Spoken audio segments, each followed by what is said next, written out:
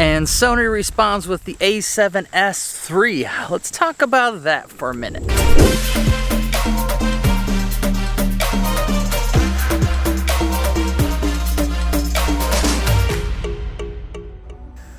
Well, dang, look at that bokeh. Well, hey, what's up? My name is Tony, and I am a filmmaker photographer in the St. Louis area. Welcome all you new subscribers. We got a whole bunch of new people here. We talk a lot about cameras. We talk a lot about technique, everything to make you a better filmmaker and photographer. So let's get into it today. We're talking about the Sony A7S III. Exciting times for camera people. Exciting times. I'm so excited about what's happening. We've got all these new Canon cameras. We've got the new Sony A7S III. I think Nikon, did they release a camera?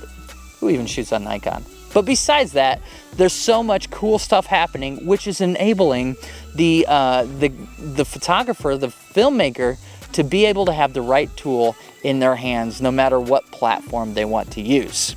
So before we get into talking about specifically the A7S III, let's talk about my experience with Sony's. I'm not completely foreign to the system. A couple years ago, I teamed up with a local production company here in St. Louis that shot on Sony, the A7S, and then they eventually got some A7S IIs. And so I shot with their cameras to do several weddings, probably 50 weddings. And I'll be honest with you, I just was not ever impressed with those cameras. I didn't like the color science. They were super hard to grade. I even told them, you know, it's not worth my time to mess with editing this. You guys take the footage and do what you want, but I don't want to get paid to edit this Sony footage anymore. I didn't like the screens, not to mention they're not flippy, but they weren't touchscreen, and you couldn't see what was in focus. And so what are you gonna do? You're gonna add another monitor on top of your compact camera, making it a big, bulky, awkward to balance kind of thing. I just didn't like the screens. Obviously, I didn't like the menu systems because they're super complicated and you get used to them. But then as soon as you get used to the A7S menu system, you jump to the A7S II and it's all different. And so then you have to relearn it, and then you're bouncing in between the A7S as your B cam and you're trying to figure out how to get to the settings. It wasn't for me. I didn't like any of it, and I got spoiled with a lot of the things that Canon had to offer, like the very easily understandable menu systems, the touch screens that were very high quality, and obviously the beautiful color science that, I mean, you can see this is just shooting in regular picture profile right now. I'm not even color grading in it, and it looks incredible. Skin tones look great, all of those things. Well, welcome to 2020, when apparently these big, huge companies start listening to their customers. We see this with Canon, that they gave us everything that we asked for in the R5, even to a fault, where they're like, hey, you want all this stuff? We'll just throw it in there and you can deal with the overheating, which we'll talk about that a little bit later. But then we have Sony, who took literally everything that people complained about their cameras and they fixed it in the A7S III. Now we have a better menu system that's easier to understand. We've got a flip out screen that it looks like good quality. We've got, you know, all of these beautiful colors, science integrations. And so I'm really excited. I've seen this kind of paired. I think it was maybe Potato Jet who compared the A6600 colors to the A7S III, and it looks like it's a lot better. So those things are all really, really good. So what does that mean for me as somebody who, you know, I pre-ordered the R5, and there's been all of these complaints about the overheating issues with the camera. So do I, you know, kind of jump ship and go to the absolute perfect camera on the other side? Well, the way that I look at it is the same way that I kind of look at the Bronco. If you've been kind of keeping up with the car industry, the Bronco is probably the vehicle of the decade. Now, I am a Jeep guy through and through. It's in my blood at this point. I'm on my third Jeep in the past, I don't know, 10 or 11 years. It's all I've driven. I love taking the doors off. They're pretty much always off. Got the top off. I mean, I live Jeep. I've got friends that are Jeep friends. I've got parts and all sorts of things. But then this Bronco comes out.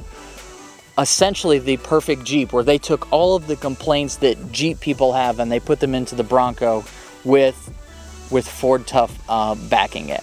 And at the end of the day, and this is the same with Apple versus Android, Jeep versus Bronco, Sony versus Canon, all of these things. At the end of the day, no matter how hard Bronco tries to make the perfect vehicle, it's always missing that one thing. And that one thing is, it's not a Jeep. And so no matter how perfect things are, I've got this relationship with Canon now. And it's not a personal one. They have no idea who I am, and I'm okay with that. But I have come to learn my camera backwards and forwards. And depending on which camera body I have, I can rely that it's all going to be the same.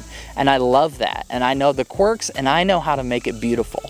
Now, for me to jump to an A7S III, the perfect camera, it just doesn't make sense for me. And personally, I think that's a decision that everyone needs to come to. So I'm not going to tell you whether or not you need to get rid of Canon gear and sell it all, which honestly holds its value pretty well.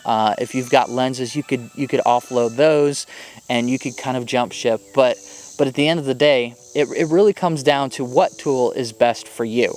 Now, comparing the A7S III to the R5, there's some pretty big differences. For one example, the A7S III is the low light king, and the reason why is because of that 12 megapixel count. I mean, that sensor is incredible in low light because the pixels are so big.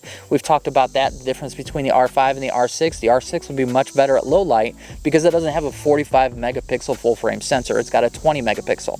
On the other hand, though, the R5 is designed for somebody like me. So it takes both incredible video. We've seen that with a lot of the footage. It takes incredible video, but it also takes incredible photos. And for somebody who's a filmmaker, photographer like me, I would rather have a pretty much 50-50 split. This camera is incredible at video and it's incredible at photo, opposed to just having a dedicated mirrorless video camera. And if that's the case, if I just want a video camera, I'm going to buy a Cine camera because it's made for video. And there's all sorts of great... Oh, we're getting a little dark. Sun's going in and out. That looks better. Yeah. What was I saying? Oh, yeah. Cine camera. I'm going to look at the C200. One, because the color science matches everything that I've done in the past. But two, it's built for making videos. Like, that's its sole purpose. It doesn't try and do a whole bunch of things differently or better.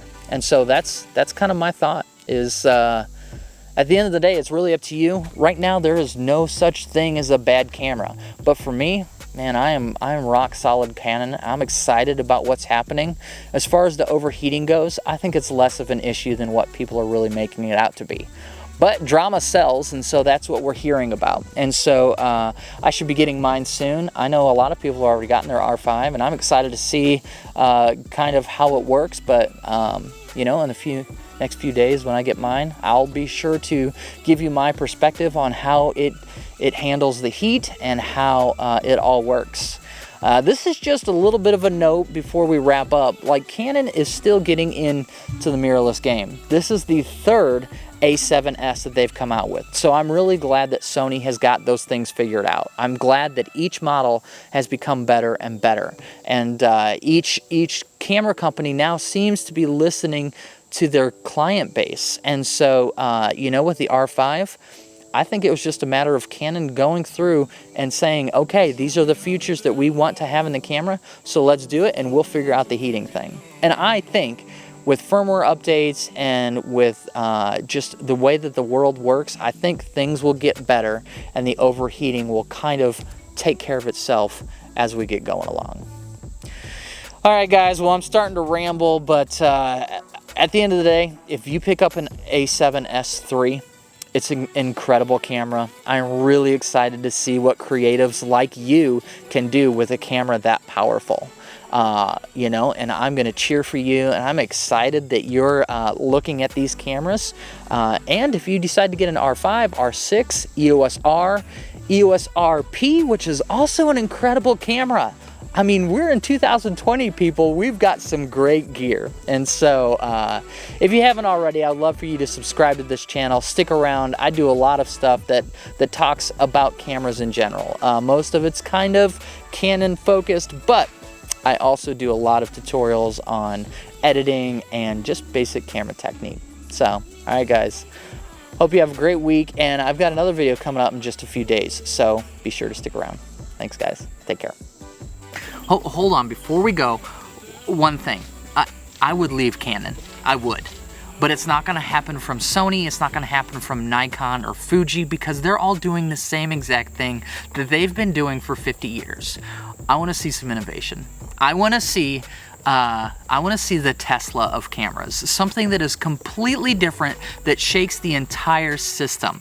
And I'm just not seeing that with these big companies. So I want to just call out to all of you engineers, to all of you big dreamers, all of you innovators, all of you entrepreneurs. You guys are the ones that are ready to take the camera industry to the next level. And I don't know what that looks like, because that's not me. I'm a photographer. But you're a dreamer. And so I just want to push you out of the box and say, let's do cameras different. What does it look like to have real AI in a camera? What does it look like to be able to push the boundaries of software and sensors in a camera, to be able to have the best low light in the world? Keep it up, guys. Let's keep innovating.